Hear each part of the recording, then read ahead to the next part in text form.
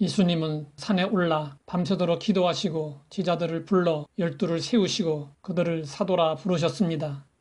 예수님은 왜 12제자를 선택하셨을까요? 유대인에게 12는 이스라엘을 상징하는 아주 중요한 숫자입니다.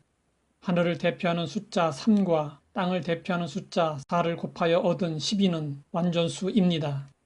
구약 성경을 보면 하나님은 이스라엘을 모두 12지파로 나누셨습니다.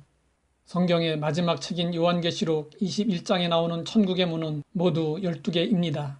각각의 문에는 12개의 보석 기초석이 있고 각 보석마다 12지파와 12제자의 이름이 기록되어 있습니다.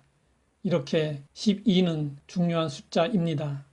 그러면 예수님은 어떤 사람들을 제자로 부르셨으며 그들을 어떤 사람들로 키우고자 하셨을까요? 그들은 불렀을 때 순종해서 나아왔습니다. 그들의 대부분은 갈릴리 시골 사람들이었고 종교 지도자들이 아니었습니다. 스펙으로 보면 12제자들은 그야말로 별 볼 일 없는 사람들이었습니다. 세상의 기준으로 보면 자격 미달입니다. 그러나 그들은 순수한 사람들이었고 배우고자 하는 겸손한 사람들이었습니다. 그들은 시몬 베드로, 세베대 아들 야고보, 야고보의 형제 요한, 안드레, 빌립, 바돌로메, 마테, 도마, 알페오의 아들 야고보, 다데오, 가나나인 시몬, 가룟 유다였습니다. 예수님이 12제자를 세우신 목적은 크게 세 가지였습니다. 그 첫 번째 목적은 자기와 함께 있게 하기 위함이었습니다. 예수님은 제자들과 함께 하시면서 그들에게 말씀을 가르쳐 주시고 친밀한 교제 안에서 자신의 인격과 삶을 배우고 본받을 수 있도록 하셨습니다. 예수님이 제자를 세우신 두 번째 목적은 전도하러 보내시기 위함이었습니다. 예수님의 중심 사역은 전도였습니다. 예수님은 제자들이 전도를 배워 전도에 헌신하기 원하셨습니다. 예수님이 제자를 세우신 세 번째 목적은 병을 고치고 귀신을 내쫓는 권세를 주시기 위함이었습니다. 이것은 따르는 표적으로 말씀을 확실히 증언하도록 하려는 것이었습니다.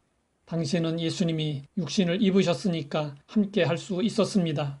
그러나 육신의 예수님과 함께 할 수 없는 우리는 기도하고 성경 읽고 묵상하고 성령과 함께 해야 합니다. 그리고 복음을 가르치고 전하는 일에 전념해야 합니다. 우리가 가르치고 전해야 할 복음은 예수님의 십자가의 복음, 부활의 복음이고 결론은 하나님의 나라입니다. 제2차 세계대전이 끝났을 때 프랑스의 스트라스부르라는 도시에 있는 어떤 교회의 마을 대표들이 모였습니다. 그 이유는 교회 마당에 있는 예수님의 동상 때문이었습니다. 독일군의 폭격으로 예수님 동상의 두 팔이 떨어져 보기 흉하게 되어 버렸습니다. 사람들은 모여서 어떻게 할 것인지 의견을 모았습니다. 결론이 나지 않자 마을 대표 한 사람이 이런 제안을 했습니다. 떨어져 나간 두 팔만 새로 갖다 붙이지 말고 새로운 예수님 동상을 만들지도 맙시다. 그냥 두 팔이 없는 그대로 놔둡시다. 대신 예수님 동상 밑에 이렇게 써 놓읍시다. 그의 의견이 받아들여져 이런 글이 적힌 팻말이 세워졌습니다. 이 예수님의 동상에는 양손이 없습니다. 그러나 우리들이 예수님의 손이 되겠습니다. 12제자는 예수님의 후계자들이요 하나님 나라의 전권 대사들이었습니다. 하나님은 우리를 이 시대를 위한 예수님의 제자들로 부르셨습니다. 우리는 예수님의 손과 발이 되어야 합니다. 우리의 말과 행동, 발걸음을 통해 복음이 전해져야 합니다. 하나님 아버지, 우리를 제자로 불러주시고 사명을 주셨으니 감사합니다. 말씀과 성령 안에서 날마다 주님과 함께하며 주신 사명 잘 감당하게 하옵소서. 예수님의 이름으로 기도드립니다.